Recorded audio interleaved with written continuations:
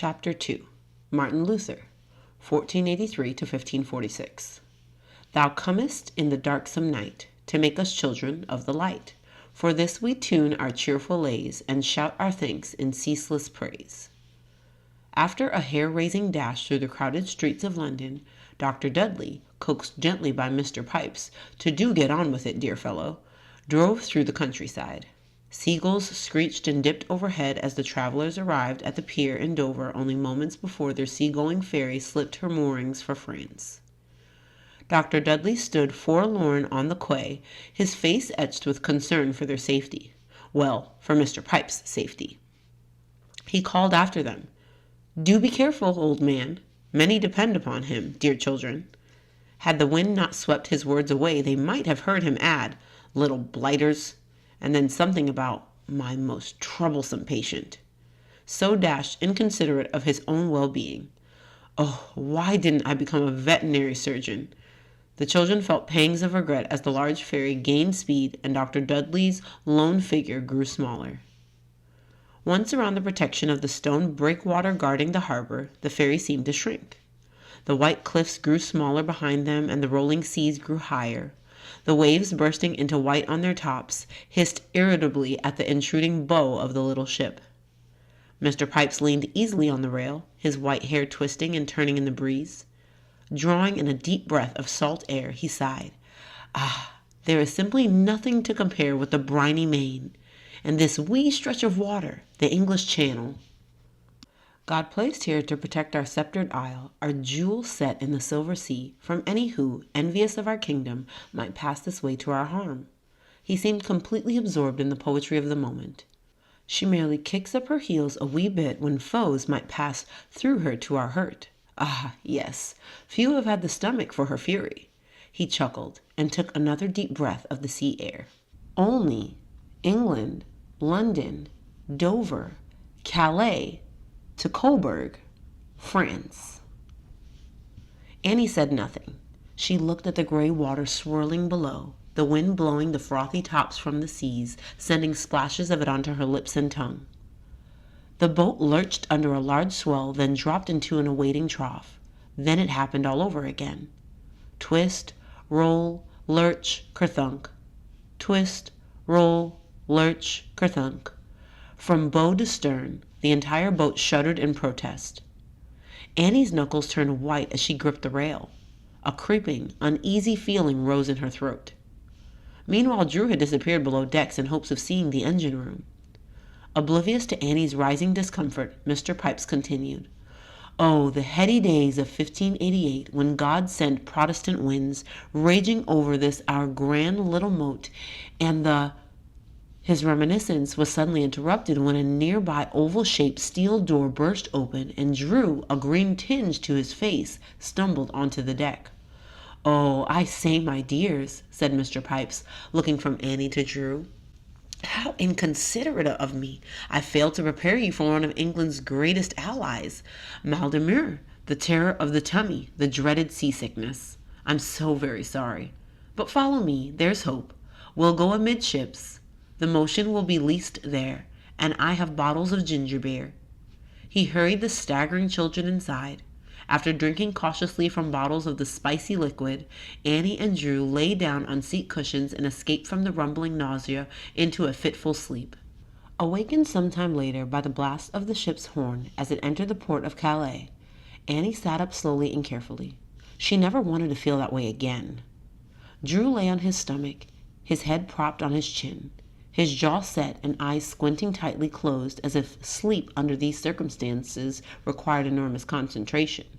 His left arm and clenched fist extended to the floor for balance. The horn blew again. Drew groaned. "Is it over?" he asked, without opening his eyes. "Though often a violent crossing," replied Mr. Pipes. "The passage to Calais, France, is a short one. We have arrived." The salt sea air mingled now with the sweet smell of cut flowers and the savory aroma of roasting chestnuts. Their seasickness nearly forgotten, Annie and Drew, as if in a dream, gazed around at the bustling port city of Calais. Everything looked and sounded so strange. Drew at first thought it sounded like people spoke through their noses, but Annie thought it sounded like a tender, soft kind of music. To their amazement, Mr. Pipes suddenly started speaking just like the locals.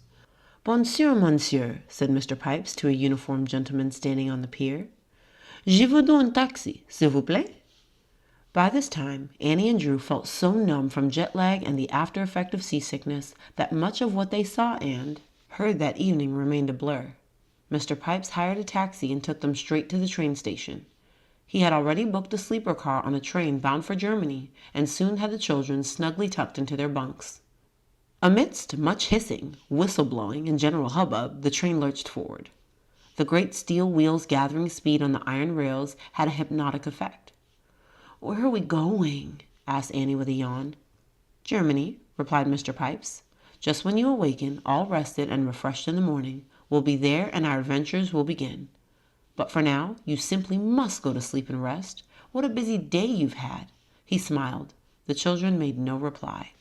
Drew woke with a start to the screeching of brakes on the rails. The train stopped. Drew bolted out of his bunk, landing on the narrow aisle with a thump, and looked eagerly out at the sun-drenched railway platform. "Oh, my dear me," said Mr. Pipes, sitting up and groping for his glasses. He positioned them on his nose and looked at his watch.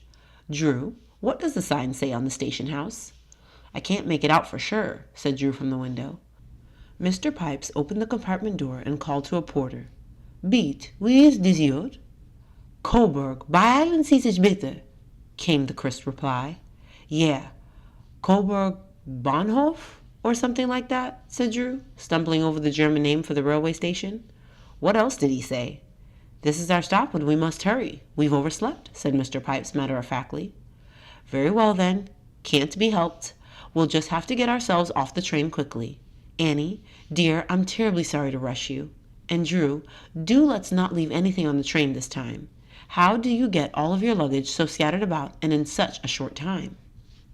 Just as the whistle blew and the train lurched away from the platform, Annie, Drew, stuffing a pair of socks into his knapsack, and Mr. Pipes stepped off into the sunshine. Mist drifted above the steep tile roofs of the ancient Saxon village. "Everything's old," said Drew, "but not old in quite the same way as England." "It reminds me of an old fairy tale," said Annie, a flush to her cheeks as she spun around taking it all in. "Couldn't you just see Hansel and Gretel walking hand in hand down this winding street? And the front of the houses with all that fancy carving and the little towers on the pointy part of the roofs make them look like gingerbread cottages. It's all so beautiful." "I wish they were made of gingerbread," said Drew, rubbing his stomach, "or anything edible. I'm starved." Drew thought the ancient buildings lining the narrow streets looked taller and more decorated with fancy trim than the stone cottages of Olney. Almost all of the houses were topped with dull red tile instead of the glassy slate roofs in Mr. Pipes's village. "Check this out," said Drew, gazing hungrily through the rippling glass circles of a restaurant window at a couple eating breakfast. The man halted mid-bite, his fork speared into a large bite of sausage, and scowled back at Drew. "Drew," said Annie, "it's not polite to stare, even when you're hungry." "Yum, it does look good," she added, gazing at the golden bread and butter on the woman's plate. "Come, my dears," said Mr. Pipes with a laugh. "Let's drop our bags at the hotel, have a bit of a wash, and find a nice place to dine for our breakfast. The hotel is just across the street."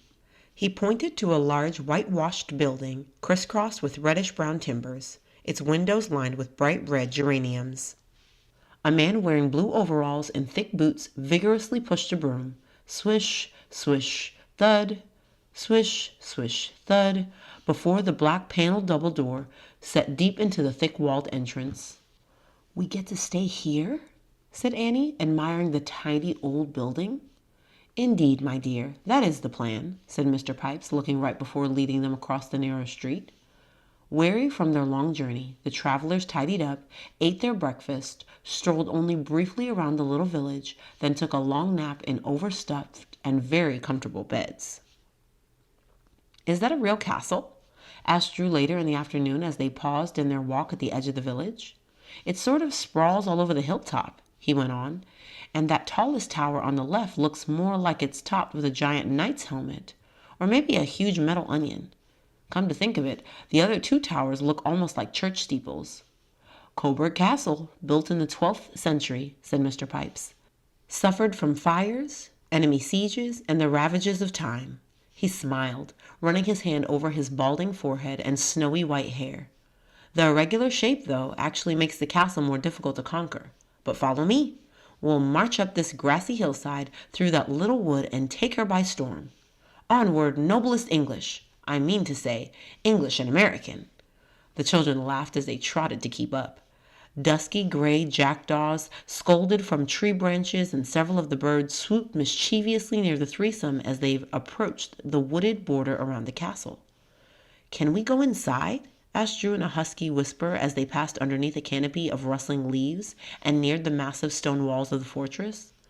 "I've forgotten my timetable," said Mr. Pipes, pausing to look upward at the towering stone bower rising above them. "But we'll enter at the main gate and see." "How could any army ever have broken into this place?" asked Drew. "If I were inside, I'd be shooting at us right now, and I bet the soldiers on that wall would have the upper hand." "Indeed they would," said Mr. Pipes.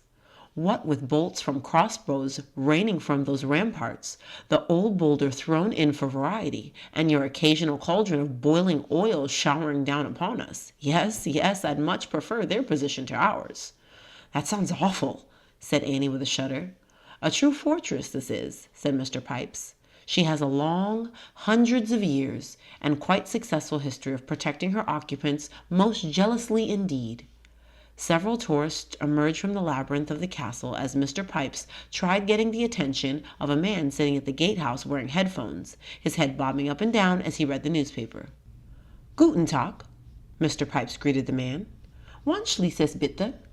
The man looked up irritably, pulled one of the headphones away from his ear, said something that sounded like "Ja, beeilen Sie sich," and waved them impatiently toward a rough stone walkway. They passed under an arch leading through the massive wall and into the sprawling fortress courtyard. It seemed strangely deserted. "We don't have much time, I fear," said Mr. Pipes, "so follow me to the north side of this massive stone building." It took some concentration to walk on the large stone pavement. Mr. Pipes led them through an open doorway and up a narrow staircase. Their steps echoed against the ancient walls of the winding stairway as they climbed round and higher up the castle bower. "Whew," said Mr. Pipes, wiping his brow as they left the stairway and entered a large room. Late afternoon sunlight shone warmly through the rippled glass of the narrow windows, casting long shadows on the polished timbers of the floor. "It looks like someone's bedroom," said Annie. "Everything is so massive. I love this writing desk. And look at the carved legs on that bed, and that fireplace looks tall enough to stand up in." "Walk-in fireplace, huh?" said Drew, poking his head up into the chimney. "I can see some light at the top of the chimney," he went on, his voice sounding hollow. "And these blankets hanging on the walls," said Annie. "They have people, horses, dogs, and castles sewn right into them. What a place! Oh, I could get used to this room." "They're called tapestries," explained Mr. Pipes. "Castles do have a certain charm to them, but I'm afraid they were not the easiest places in which to live. During the winter and at night time they could be dreadfully damp and cold. These lovely woven wall hangings served as a kind of insulation to help keep the chill off. Naturally, the big fireplace helped too." Drew had been silently looking around the room and out the narrow windows. "Check out this armor. It's the full suit, and it's holding a real battle axe. Looks like there might even be a guy inside it." "Oh, Drew," said Annie, "don't even say things like that." "Mr. Pipes," said Drew, cautiously testing with his thumb the sharpness of a sword hung on the wall next to the bed. "Somebody important must have lived here or you wouldn't have brought us. Who was it?" Before Mr. Pipes could answer, Annie called from a window, "Look at this view! Whoever lived here had a great view of those mountains and the forest leading to them. I love how the light plays on those shiny leaves." "It is a lovely spot," said Mr. Pipes. "Drew, you're right. Someone very important did live here for a short time. Do you remember whom Charles Wesley met on the ship to America?" "Sure," said Drew. "It was some German Christians who sang hymns all the time." "That's right," said Mr. Pipes. "And you said the German Christians had been singing hymns for over 200 years, said Annie, smiling at her brother. "Remember, Drew?" "I didn't really think those same Christians lived for 200 years, said Drew, his cheeks flushing. "Of course you didn't," said Mr. Pipes. The leaders of the Protestant Reformation brought the singing of hymns back to Christian worship, and no one man could be more credited with starting the Reformation than Martin Luther. "So this was Martin Luther's room?" asked Annie, running her hand over the hand-stitched cushion on a trunk at the foot of the massive bed. "Is this his bed? I mean, did he actually sleep in it?" "As far as I know it is," said Mr. Pipes, glancing uneasily at his watch. "Oh, I do wish we had more time to see it all, and I simply must tell you his story. But it grows late. We must be going." Annie and Drew reluctantly followed Mr. Pipes to the winding stairway for the long descent to the courtyard below. "I wish we could stay." Annie's voice sounded hollow against the stone walls. "Where is everyone?" asked Drew, peering through a narrow opening at the vacant castle ground below. "Hey, there's that guy who was sitting at the gatehouse. He's carrying a huge ring of keys and still wearing his headphones, but I don't see anyone else around." The uniformed gatekeeper suddenly shook the key ring, spun around, and skipped on one foot backwards across the cobbled castle yard. He threw his head back and sang the way someone sings when no one else is around. It sounded something like, "Darf ich Sie morgen wiedersehen?" He took the key ring, threw out, even throwing it into the air, spinning around and catching it behind his back, singing louder as he strutted and stomped toward them. "Can you believe it?" said Drew, about to burst with laughter. Annie crammed her head next to Drew's at the window. Mr. Pipes couldn't help himself, though he tried holding it back, and burst into laughter with the children until tears came to their eyes. "I say," said Mr. Pipes, "he is having quite a foot rollick." The dancing German disappeared out of sight directly below them. "He doesn't know we're watching," said Drew, holding his stomach and wiping his eyes. "Yeah," said Annie, "he thinks he's alone." "Indeed he does, poor chap," said Mr. Pipes. He suddenly grew very serious. "I say, there's the rub. We must hurry. He's forgotten we're inside and he's locking the castle for the night." The patter of the racing feet on the stone steps was suddenly interrupted by an ominous groan as the door turned on its ancient hinges. A loud clang came from directly below. The keys rattled, a pause followed. Then came a decisive click as the key turned in the lock. "He shut the door to the tower," said Mr. Pipes, halting abruptly. "Quickly, back to the little opening. We'll try to get his attention." They turned and raced back up the stairs to the window. "Helfen Sie mir bitte," called Mr. Pipes. "Help! Wait! Don't leave us!" called Annie and Drew, their heads together as they strained to be heard through the little opening. The gatekeeper didn't seem to hear as he spun and sang his way toward the outer gate of the castle. "Why doesn't he stop?" asked Annie, almost in tears as she watched the man moonwalk toward the exit. "It's the headphones," said Drew quietly. "You miss a lot wearing those things." The clanging of the outer gate of the castle echoed decisively across the courtyard. Then a mysterious silence hung over the ancient fortress. Annie bit her lower lip. No one spoke for several minutes. "Well then, my dears," said Mr. Pipes at last, "it looks like we may be spending the night where Luther slept." Back in Luther's room, the streaks of light from the narrow windows cast longer paths of fading light across the polished timbers of the floor. "Now then," said Mr. Pipes, sorting the contents of his knapsack on the stout table in front of the fireplace, "we must elevate our position. Annie, Drew, open your knapsacks and let us determine just what is at our disposal for making a meal. Ah, here are 3 chocolate bars. That's a good start," said Drew, digging in his knapsack. "An apple, 1 bottle of mineral water, and 2 tins of sardines. Not a great deal, and no tea. However, better than nothing at all," concluded Mr. Pipes. "And I have a package of crackers," said Annie. "That should help." "What's in this?" asked Drew, picking up a plain package from the contents of Mr. Pipes' knapsack. "Oh, that is the wee kit Dr. Dudley insisted I keep with me at all times," said Mr. Pipes. "I don't suppose it has any food in it, but let's open it and see." A letter inside insisted, in rather irritated terms, that Mr. Pipes get plenty of rest, take his medicine faithfully, and avoid exposure to excessive sunlight. They found bandages, antiseptic, aspirin, sunscreen, a box of matches, a fat candle. "With all these candles about the castle, we'll save Dr. Dudley's candle for another time," said Mr. Pipes. "And what have we here?" He held up a small package. Sniffing the package, he exhaled a satisfying "ah," and with a little smile opened it carefully. "3 tea bags?" said Annie and Drew together. "Earl Grey, no less. Bless you, my good doctor, said Mr. Pipes, closing his eyes and breathing in the spicy aroma. It is not loose leaf, nevertheless, things are looking much brighter, my dears. Now let's do our best to make tea and have our supper. There's wood in the fireplace, said Drew. And we can boil water in this old kettle, said Annie, lifting it off its hook and wiping the inside with a clean handkerchief. Luther's kettle! Bustling about their castle, Drew and Mr. Pipes started a fire while Annie lit candles and arranged their evening meal on the thick planks of the ancient table.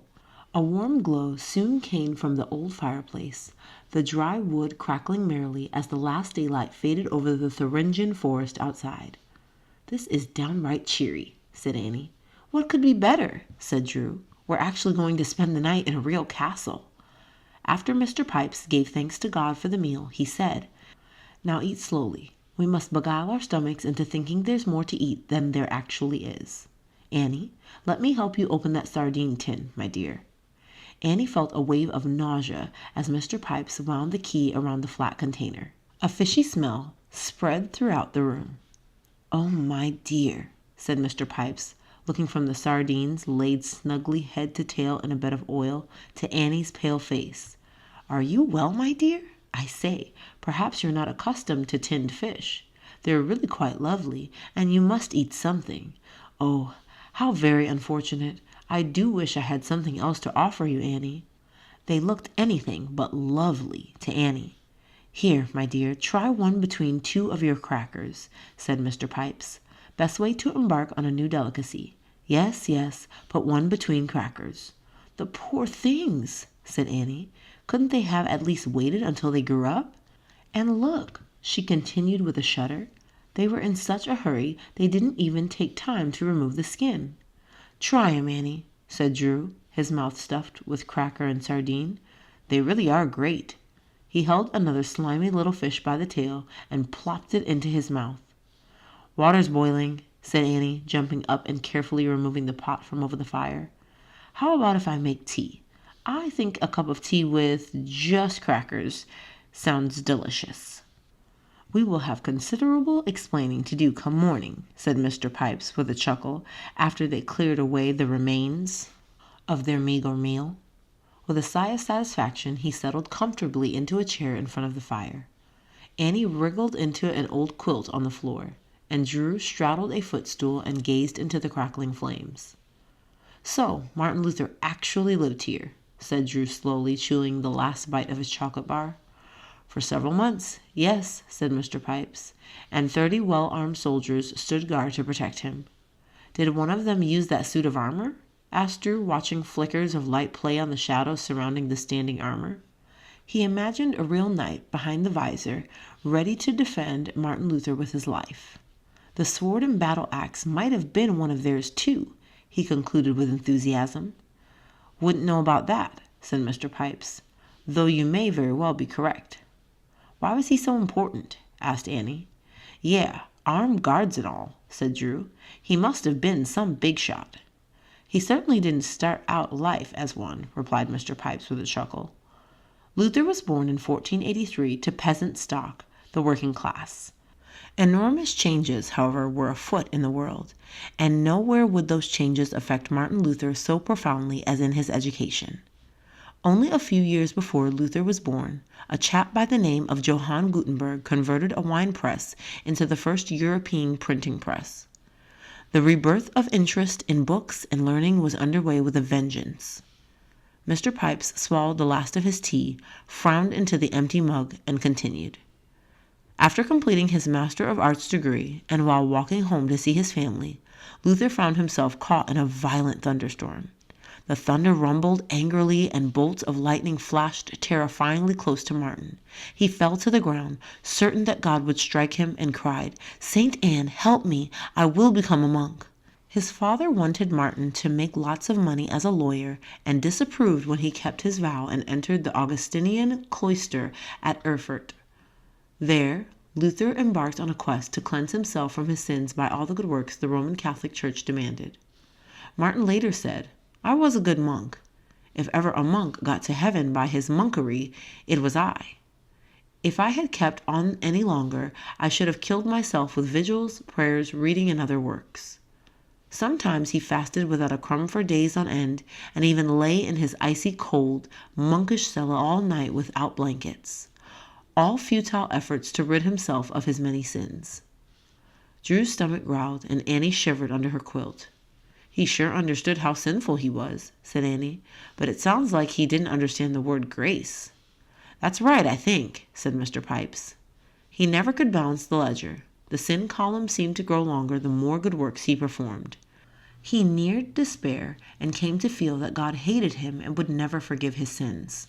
His confessor at Erfurt, wanting to help Luther find peace with God, sent him to teach theology at the new university in Wittenberg. While teaching through the Psalms, Luther read Psalm 21:1, my God, why hast thou forsaken me?" These words, which Christ later cried while dying on the cross, puzzled Luther. He felt forsaken by God for his sins, but why would sinless Jesus feel forsaken by God? Finishing his lectures through the Psalms, Luther began studying Paul's epistle to the Romans. There, God opened the eyes of his faith. In Romans 1:17, Luther stopped at the words, "The just shall live by faith." Understanding came like a flood. Man is made righteous not by good works, but by faith in God's righteousness, and that faith is not man's work, but God's gift. Luther wrote, "Thereupon I felt myself to be reborn and to have gone through open doors into paradise." Once the truth of the gospel seized on Luther, he suddenly looked around at the corrupt Roman Catholic Church and could not keep silent about her errors. The Pope in Rome loved luxury and worldly pleasures and taught that salvation could be bought with money, especially if it went to support St. Peter's, his new church building project. Outside the borders of Wittenberg, a monk named Johann Tetzel sold papal indulgences, assuring poor peasants that as soon as the coin in the coffer rings, the soul from purgatory springs. Pope Leo X promised, in writing, that anyone who purchased a certificate of indulgence would relieve the suffering of some loved one in purgatory. Soon people purchased the indulgences, believing they could now sin without repentance. From studying his Bible, Luther knew that indulgences could do nothing to take away sin. Moreover, indulgences gave sinners a false security and encouraged further sinning. He sharpened his feather pen and drafted 95 theses, detailing his biblical objections to this practice. On October 31st, 1517, Luther, hammer in hand, marched to the castle church and nailed his challenge to the door. After a public debate, wherein Luther was denounced, Luther's views came to the attention of the Pope. Eventually, the Holy Roman Emperor, in league with the Pope, ordered Luther to the imperial diet of worms. "A diet of worms?" asked Annie with a grimace. Why were people so cruel in those days? I'd actually rather eat sardines than worms. "Let me get this straight," said Drew. "They made the poor guy eat worms?" Laughing, Mr. Pipes held up his hands for them to stop. Worms is a city, not too far from here, and a diet was something like a trial. Luther was called to a trial before Charles V, the emperor, in the city of Worms. "I'm glad I'm not from a city named Worms," said Annie. "Might have good fishing bait in a place with a name like that," said Drew. "But what did the emperor do to Luther?" "He demanded that Luther recant everything he had taught against the Pope and the Church," said Mr. Pipes. "Or what?" asked Drew. "They would declare Luther a heretic," said Mr. Pipes, "and he would be condemned to death." "What kind of death?" asked Annie. "Well, burning at the stake was popular then," said Mr. Pipes. "Alive." "So what did Mr. Luther say?" asked Drew. Wondering how he could be right and everyone else wrong, he asked to think about it for the night, said Mr. Pipes. Then, next day he stood boldly before the emperor and the hostile Roman Catholic clergy and declared, "Unless I am convinced by Scripture and plain reason, I do not accept the authority of popes and councils, for they have contradicted each other. My conscience is captive to the word of God. I cannot and will not recant anything, for to go against conscience is neither right nor safe. God help me. Here I stand. I cannot do otherwise. Amen." Luther drew up his arms like a knight who has triumphed over his enemy and slipped from the great hall to his room. "Bravo, Luther," said Drew. "Man, I wish I had been there." "Me too," said Annie. "What happened next?" Too popular among the German people for the emperor to execute, he allowed Luther to leave for his home in Wittenberg. His followers, however, feared the Catholics might try to kill Luther, so the Duke of Saxony arranged for armed knights to capture Luther and take him to the Wartburg castle for safekeeping. They played hostile abductors well, cursing and wrestling Luther to the ground. Then, leading him on horseback through the dense forest, they deposited him in what would be his dungeon for an entire year. Though not happy about his exile, Luther made good use of it, writing letters, pamphlets, a German catechism, and translating the New Testament into German. Not at all bad for a year's work. When released, Luther set about reforming the order of church worship. Luther replaced his priestly robe with a plain black gown, conducted the service facing the congregation while speaking in German instead of Latin, which few of the common folks had ever understood. He made preaching from the German Bible the central feature of the worship service and taught the people to sing hymns both in church and in their homes. It is said that Luther gave the German people the Bible so that God might speak directly to them in his word, and he gave them the hymn book so that they might answer him in their songs. Luther loved music and said, "Next after theology, I give to music the highest praise and the greatest honor. Next to the word of God, only music deserves to be extolled as the mistress and governess of the feelings of the human heart. We know that the devil's music is distasteful and insufferable. My heart bubbles up and overflows in response to music." He sometimes used rather strong language to make his point. After describing the perfect wisdom of God and his wonderful work of music, Luther declared that he who does not find music an inexpressible miracle of the Lord is truly a clod and is not worthy to be considered a man. "That's telling them," said Drew. Luther, I dare say, always spoke his mind, said Mr. Pipes, crossing his legs and clasping his hands around his knee before continuing. Called by some the Nightingale of Wittenberg for his own skillful singing, Luther wrote 37 hymns and even wrote the musical score for some of the poetry. He played beautifully on the lute and may have plucked out his tunes on catgut strings, pausing between phrases to write them down on paper. "What's a lute?" asked Drew. "Catgut strings?" questioned Annie. "You don't really mean they use some poor cat's insides for the strings. What if it was Lord Underfoot's?" Mr. Pipes chuckled. "My lord's insides would never do. Entirely too unyielding. No, I dare say it will require a considerably more compliant cat for good lute strings." He rose from his chair in front of the fireplace and reached for a lute hanging against the wall. "This is very like Luther's lute, no doubt," he said, gently fingering the double rows of strings on the wide neck of the instrument. "I say, she's no museum piece. She's fit to play," he said, cocking his head to one side, listening to each string as he twisted the tuning screws. "It looks like a giant pear." "Well, half a pear," said Annie, scooting closer to Mr. Pipes, her curiosity overcoming her revulsion at the origin of the strings. "Please, Annie," said Drew, "you'll make me hungrier. Can you play it, Mr. Pipes?" he asked, pulling his stool closer. "I might be able to coax a wee tune out of her," said Mr. Pipes, sitting in his chair, the lute resting on his knee. As he plucked, the castle room filled with mellow strains that made Annie and Drew feel transported back in time. Some historians suggested that Luther wrote his finest hymn right in these walls, perhaps in this very room. It's all about castles, mortal combat, powerful enemies, and great triumphs, but not physical ones. We know for certain that during his stay in this fortress, he often sang in his private devotions the hymn that became the battle hymn of the Reformation. "What's the hymn?" asked Annie eagerly. Mr. Pipes paused for a moment, looking at the beamed ceiling while fingering the strings until he found the right key. "I'll do my best to teach it to you. Listen to the tune. I'll sing the grand words through. Then you join me. It goes like this. A mighty fortress is our God, a bulwark never failing. Our helper he amid the flood of mortal ills prevailing. For still our ancient foe doth seek to work us woe. His craft and power are great, and armed with cruel hate. not his equal. Did we in our own strength confide, our striving would be losing.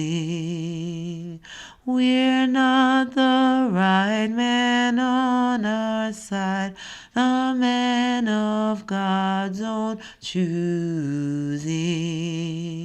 Dost ask who that may be? Christ Jesus, it is He.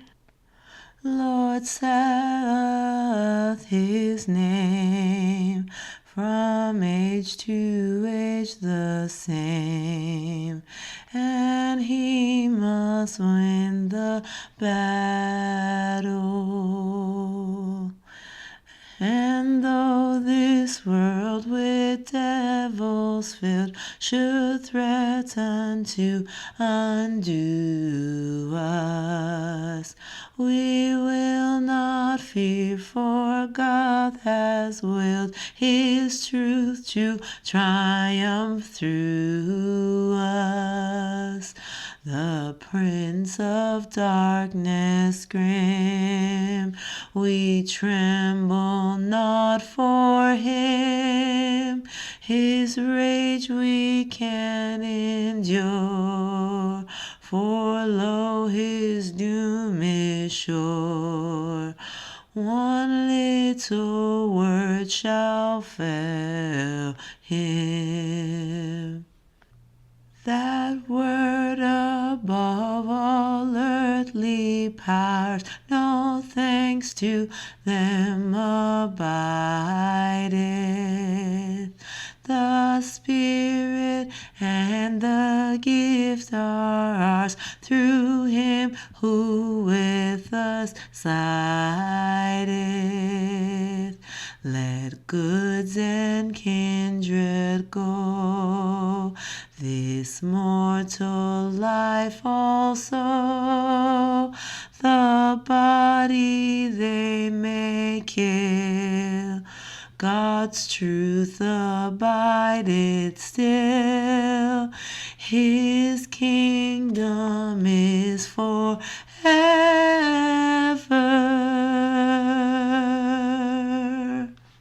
After listening to Mr. Pipes' clear voice and his energetic playing on the lute, they sang the ancient hymn through with him. After a pause, they sang it through again.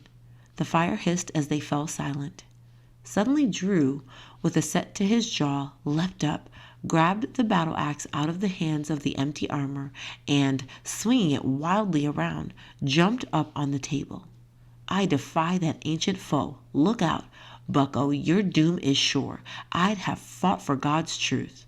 Another swipe of the battle axe. I'd have been on his side. Let's sing it again. I'd shed every drop of blood in my veins for Christ's kingdom. After a last flourish of the battle axe, he abruptly stopped. His face grew crimson. Mr. Pipes raised his eyebrows and smiled. Many did, my boy. The Protestants not only sang this hymn in worship, more than one battle, real battles with sword and battle axe, began with several thousand men saying these very words. His kingdom is forever. We must win the battle. But Drew, your battles are no less real. In some ways, it was easier in Luther's day when the enemies of God's truth jeered from across the battlefield. But the devil still seeks whom he may devour, and only those who confide their strength in Jesus Christ, the word above all earthly powers, the mighty fortress, only through his strength can we defeat the enemies of our souls. I love the poetry in I can say our, can't I? Our English hymns, said Annie, gazing into the fire. But there is a strength to Luther's poetry like no other. Yeah, said Drew. I sure see why they called it a battle hymn. Yes, said Mr. Pipes. Of course these hymns are for all the church, from age to age the same. And as members of Christ's church, you must add Luther's hymn to the collection that you claim as your own. His is among the best. Annie and Drew listened as Mr. Pipes softly played variations on Luther's tune. How amazing, thought Drew, watching Mr. Pipes' fingers skillfully press the strings against the neck of the lute. Luther might have done the same thing in this same room nearly 500 years ago. Luther's hymns, Mr. Pipe went on, played such an important role in the Reformation that one Catholic priest later complained the hymns of Luther kill more souls than his sermons. He had it all wrong, said Drew. I bet God used the hymns to save souls. I know he did for us. I think you are right, Drew, said Mr. Pipes, strumming a final chord on the lute for emphasis. Now, we must be off to bed. Well, at least Annie will have a bed. Luther's bed. I'll take the floor, said Drew. Mr. Pipes, you can have the cushioned bench. And my quilt, said Annie. The bed has plenty of blankets. Good night, my dears, said Mr. Pipes when they'd settled. It may not be the most comfortable sleeping arrangement, but I'd venture to say we're the first to sleep in this room in perhaps several hundred years.